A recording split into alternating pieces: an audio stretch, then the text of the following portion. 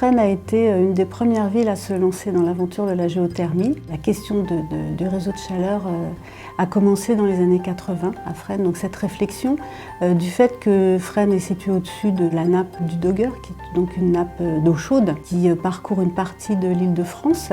Et donc dans les années 80, avec le choc pétrolier, l'inflation qui était assez forte, l'équipe municipale de l'époque a commencé à réfléchir donc à installer et à construire ce réseau de chaleur à partir d'un forage qui à l'époque était un doublet.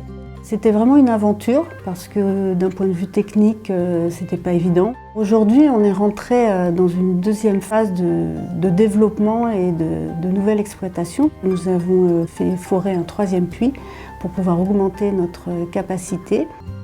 Le côté génial de la géothermie, eh bien, c'est une ressource renouvelable puisque la température de l'eau que nous puisons n'a pas varié depuis 30 ans. Et la pression non plus, c'est toujours disponible. Ça nous permet donc d'avoir un air meilleur à Fresnes.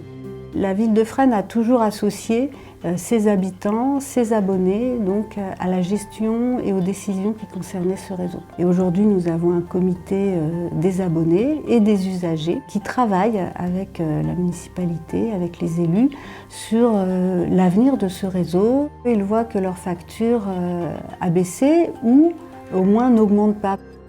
Nous avons élaboré un schéma directeur en concertation avec nos usagers.